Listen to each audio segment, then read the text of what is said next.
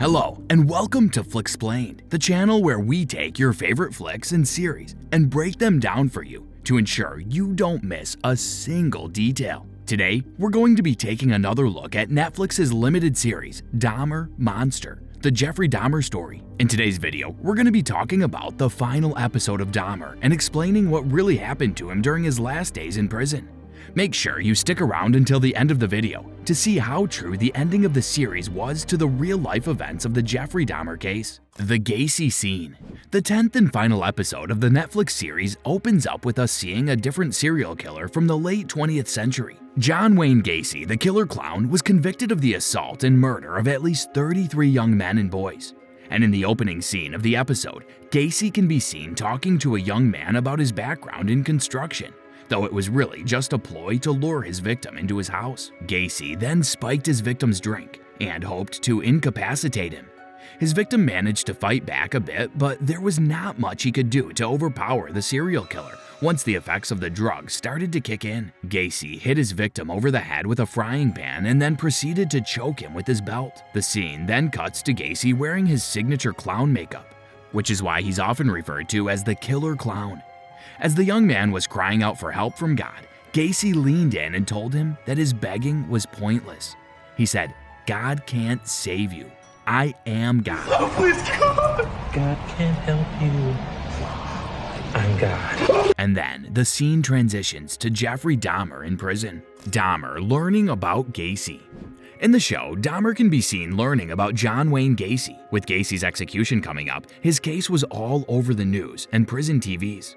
Jeffrey can be seen forming a connection with this person whom he had never met, but was equally as heinous as he was. He noticed how different Gacy had been spending his time in prison than Dahmer was. While Dahmer was selling his autographs and being sort of a prankster in prison, the killer clown was supposedly seeking salvation and found God. Dahmer was intrigued by the way that John Wayne Gacy had been perceived by the media now that he had found religion, and he sort of became obsessed with the idea. The show sort of makes it seem like the serial killer had genuinely begun to think about his past actions, wanting to be baptized and saved. The more Jeffrey Dahmer learned about Gacy's situation, the more he began wondering to himself if it would be possible for him to find God as well. Could he seek out that holy forgiveness? The killer decided to seek out the advice of a pastor within the prison, and then even speaks with his father about the idea of turning to religion. And after brief conversations with the two of them, Dahmer decided that he wanted to be baptized so that he could supposedly be saved. The baptism and the eclipse. When it was all said and done, whether he received any forgiveness or not, Dahmer did go through with his baptism. The episode got the details surrounding the baptism very accurately according to the stories.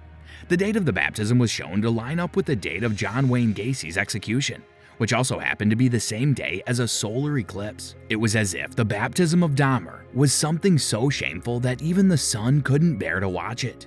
And in the show, once he was baptized, Dahmer began acting very differently in prison than when he was before.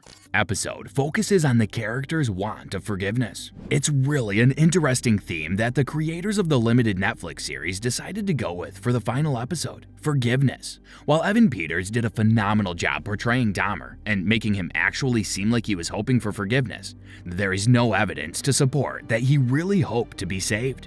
But still, it's an interesting concept. In a world where we are taught to forgive everything and everyone, especially when they are seeking redemption, what do you do when a monster is requesting that same courtesy?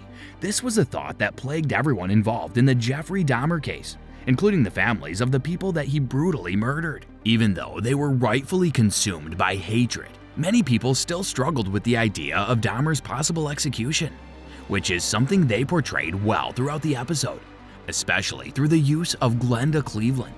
Her character clashed with Dahmer the most throughout the show, and even she was shown debating whether or not he should be killed. Christopher Scarver looks into his crimes.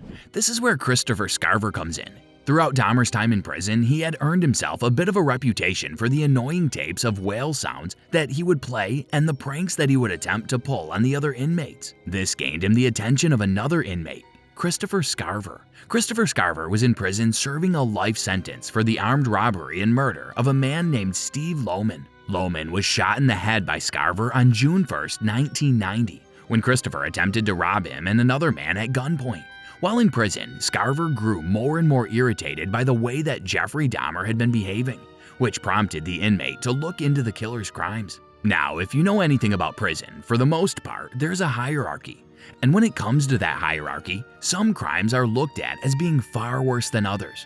Two of the worst crimes that you can be convicted of are sexual assault and sexual assault of a minor, both of which Dahmer had been convicted of. The information that Scarver, who has a child of his own, read about Dahmer brought him to tears. The death of Jeffrey Dahmer. Once Scarver had learned about the serial killer's history and the heinous extent of his crimes, he decided that Dahmer needed to pay for the things that he had done.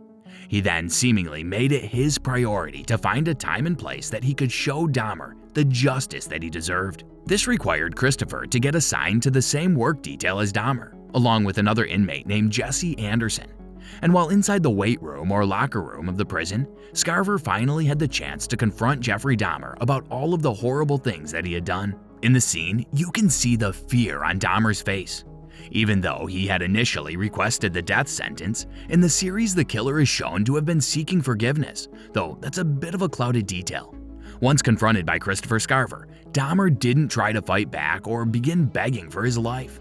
He knew what was about to happen to him, and Scarver was ready to deliver. Scarver punched the killer, knocking him to the floor of the room as he walked over to the weights and grabbed a metal bar from the stand. He then walked back over to Dahmer and began reminding him of all the evil things that he had done. The killer tried to calm Scarver down by telling him that his victims supposedly felt no pain, but his fellow inmate simply replied by letting Dahmer know that he was going to feel every bit of what was about to happen to him. Christopher Scarver then proceeded to bludgeon Dahmer with the metal bar, as scenes of the serial killer's victims flashed across the screen. When all was said and done, Jeffrey Dahmer was left lying on the floor with life-threatening injuries, and despite being rushed to the hospital, Dahmer was pronounced dead a few hours later. The preservation of his brain.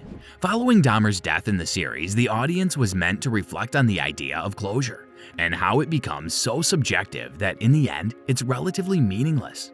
The victims' families are filled with mixed reactions, with some rejoicing over the justice that was brought to the man that tore apart their family, while others were upset that he would no longer be punished for his crimes. They believed that life in prison would have served him far worse than the relatively quick death that the killer received. In the series, it's pointed out that Jeffrey Dahmer requested that his body be cremated and that there be no formal ceremony held for his funeral. He didn't want a headstone or anything. The only requisition that he had was that his brain was to be preserved so that it could be studied, an idea that his mother Joyce was on board with and fought for. However, Dahmer's father, Lionel, was dead set against the preservation of his son's brain and decided to take the matter to court. And in the end, the judge in charge of the case ruled that the brain of Jeffrey Dahmer be destroyed in order to wrap up the end of what was a gruesome chapter in mankind's history. The series ends with a final shot of the real-life photographs of the 17 victims that Jeffrey Dahmer was convicted of brutally murdering, and a reminder that no memorial was ever built for the children. How it lines up with reality. The final episode of Netflix's Dahmer, Monster, the Jeffrey Dahmer story is fairly accurate to the real-life events leading up to the death of the notorious serial killer. John Wayne Gacy was a real serial killer, as you probably know, and Dahmer was really baptized on the same day of his execution after learning about him on the news. One of the biggest issues that people have had with the finale is how much it focused on Dahmer seeming almost remorseful about the things that he had done. There isn't really any evidence to support that he was actually feeling that way leading up to the time of his death. In fact, many believed that his baptism was more likely to be some sort of ritual for him rather than a way for him to be saved or cleansed of his sins. Another slight adjustment was made surrounding the death of the serial killer. While he was bludgeoned to death by Christopher Scarver, it isn't with a weight room bar. Instead, Scarver admitted to hitting Dahmer with a 20-inch metal bar that he had concealed in his clothing leading up to the attack. The killing of Jeffrey Dahmer along with Jesse Anderson ended up leading to Christopher Scarver receiving another 2 life sentences on top of the one that he was already facing. Following the death of Jeffrey Dahmer, it was announced that all of his belongings were going to be auctioned off and the proceeds were going to the families of Dahmer's victims. A group known as Milwaukee Civic Pride quickly began raising funds to purchase the entire estate.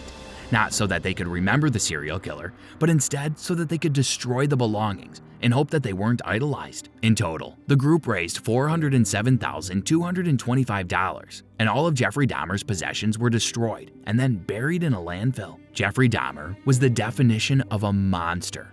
And for the most part, the Netflix series portrayed that very accurately. What was your favorite part of the ending of Dahmer Monster, the Jeffrey Dahmer story? Make sure you let us know in the comments below. And if you enjoyed today's video, be sure to check out our upcoming video discussing the things that the limited Netflix series neglected to show you about the real Jeffrey Dahmer case.